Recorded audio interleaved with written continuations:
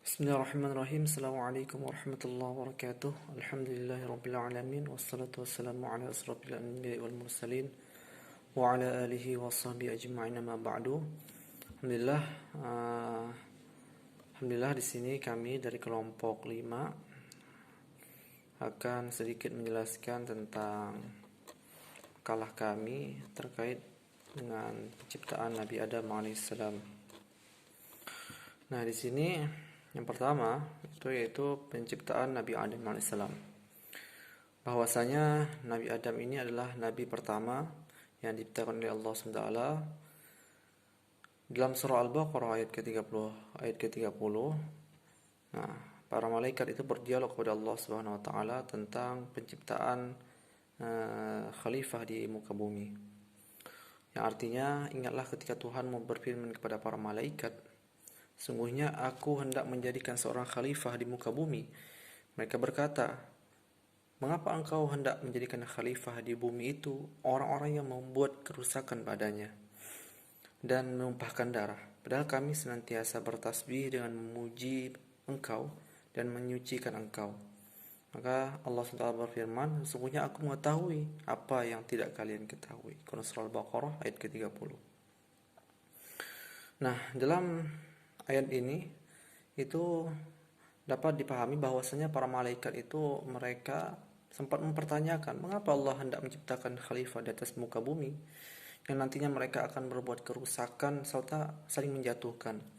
Namun Allah lebih mengetahui segala hal dibandingkan malaikat, sebab Allah Subhanahu wa taala zat yang Maha mengetahui. Nah, kemudian dikatakan bahwasanya Allah Subhanahu wa taala itu menciptakan manusia itu dari saripati tanah. Hal ini seperti yang tertuang dalam Quran surah Al-Sajdah ayat 6 sampai 9, yaitu yang artinya sebagai berikut. Yang demikian itu ialah Tuhan yang mengetahui yang gaib dan yang nyata, yang Maha perkasa lagi Maha penyayang, yang membuat segala sesuatu yang diciptakan sebaik-baiknya, dan yang memulai penciptaan manusia itu dari tanah. Kemudian dia menjadikan keturunannya dari saripati air yang hina. Kemudian menyempurnakan dan meniupkan ke dalamnya ruh atau ciptaannya, dan dia menjadikan bagi kamu pendengaran, penglihatan, dan hati, tetapi kamu sedikit sekali bersyukur. Nah, ciptaan Adam alaihissalam ini sebagai manusia pertama oleh Allah Subhanahu wa taala juga dijelaskan dalam Quran surah Al-Hijr ayat ke-26, yang mana artinya sebagai berikut, dan sesungguhnya kami telah menciptakan manusia itu Adam dari tanah liat kering yang berasal dari lumpur hitam yang diberi bentuk. Nah, setelah Nabi Adam alaihissalam ini diciptakan, ya, Allah Subhanahu wa taala kemudian memerintahkan para malaikat dan seluruh ciptaannya, termasuk iblis juga di dalamnya, untuk bersujud kepada Adam alaihissalam. Nah, di sini seluruh malaikat itu dapat mentaati apa yang diperintahkan oleh Allah Subhanahu wa taala untuk bersujud.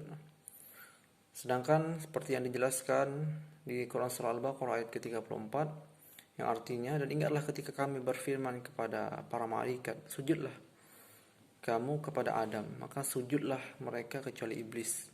Ia enggan dan takabur, dan adalah ia termasuk golongan orang-orang yang kafir. Nah, mereka menganggap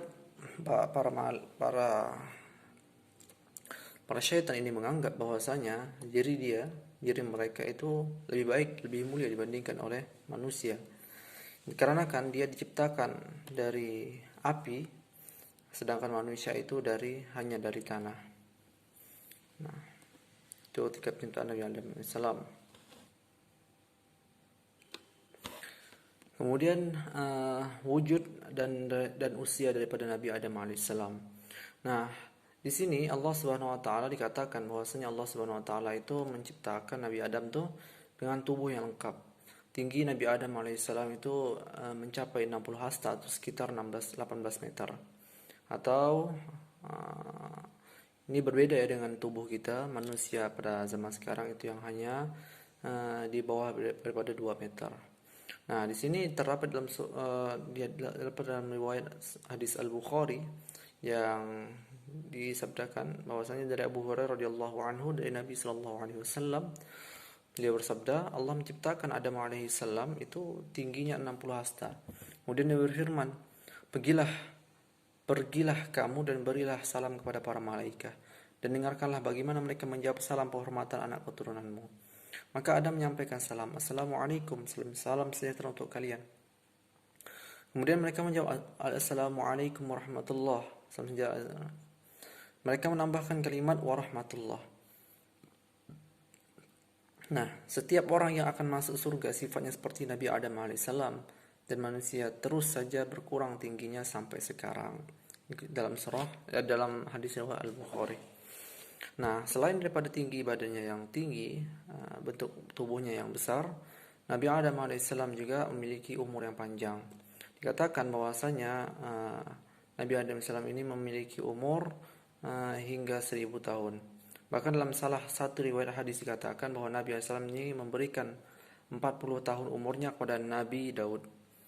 Nah, di sini hadisnya berbunyi, begitu melihat seorang dari mereka, Adam kagum akan kilauan cahaya yang ada di antara kedua matanya. Ia lantas bertanya, wahai Tuhan, siapakah dia? Allah menjawab, ini seorang umat akhir zaman dari turunanmu Nabi Daud. Adam kembali bertanya, wahai Tuhan, wahai Allah, berapakah engkau jadikan umurnya? Allah menjawab, 60 tahun. Lantas Nabi Adam AS lantas memohon, tambahkanlah padanya 40 tahun lagi dari umurku, di riwayat At-Tirmidzi.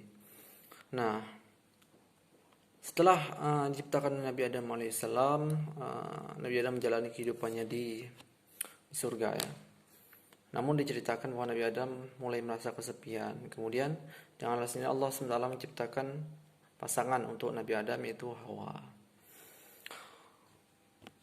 Nah, Nabi Adam dan kasihnya ini Hawa hidup bersama di surga. Allah pun memperbolehkan Nabi Adam dan Hawa untuk menikmati apa saja yang terdapat di surga. Namun ada satu larangan yang mana mereka tidak boleh melakukannya, yaitu memakan buah khuldi.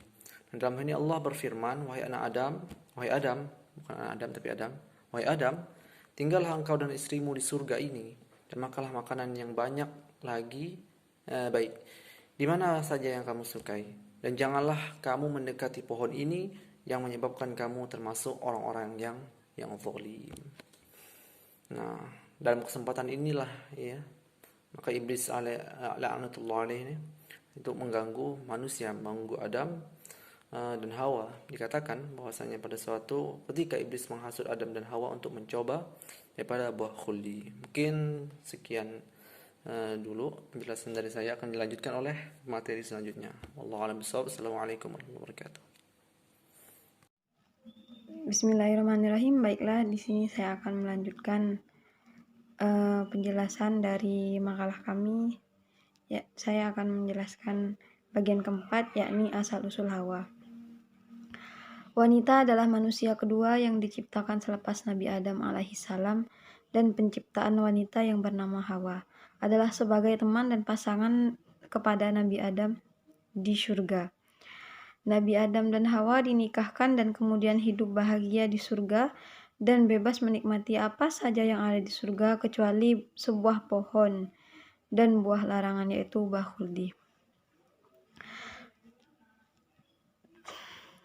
Firman Allah dalam Al-Quran surah Al-A'raf ayat 19 yang artinya, hai Adam, bertempat tinggallah kamu dan istrimu di surga, serta makanlah olehmu berdua buah-buahan di mana saja yang kamu sukai, dan janganlah kamu berdua mendekati pohon ini, lalu menjadilah kamu berdua termasuk orang-orang yang zalim.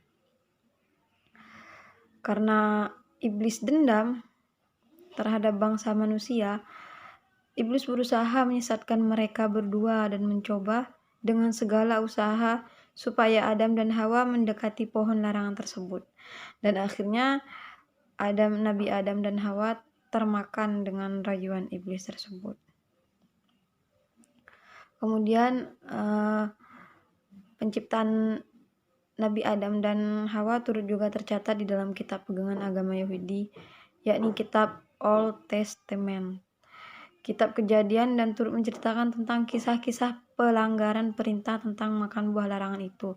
Meskipun demikian, terdapat sedikit perbedaan antara kisah yang diceritakan di dalam Al-Quran dengan yang tertulis di dalam kitab Yahudi tersebut. Kemudian bagian kelima, Hawa sebagai penyebab Nabi Adam mendekati buah khuldi.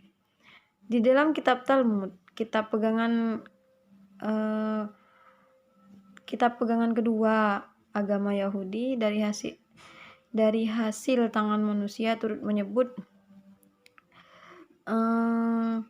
bahwa kepada wanita Tuhan memberikan, di dalam kitabnya tersebut ada menjelaskan, kepada wanita Tuhan memberikan 9 kutukan dan kematian, beban berupa darah haid dan darah keperawanan ketika berkawin, darah kehamilan, darah kelahiran, membesarkan anak, penutupan kepala dalam berkabung, menjadi budak yang melayani tuannya, tidak dipercaya kesaksiannya, dan setelah itu semua adalah kematian. Namun semua penjelasan di atas adalah kepercayaan dan pegangan orang Yahudi melalui agama mereka. Sudah pasti ajaran mereka hanyalah untuk amalan dan kepercayaan mereka yang seharusnya tidak boleh disamakan dengan kita, penganut Islam yang memegang Al-Quran sebagai panduan hidup. Menariknya, pandangan kaum Yahudi di atas tentang wanita justru telah mempengaruhi beberapa pemikir Islam ortodoks untuk turut mengatakan Hawa penyebab kekhilafan Nabi Adam. Lantas benarkah Hawa penyebab khilafnya Nabi Adam makan buah khuldi? Menurut para ulama kontemporer, Hawa bukanlah penyebab kekhilafan Nabi Adam.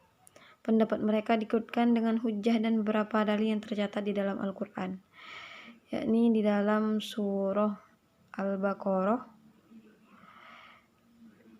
yang artinya lalu kedua-duanya tergelincir oleh iblis dari surga itu dan dikeluarkan dari keadaan semula.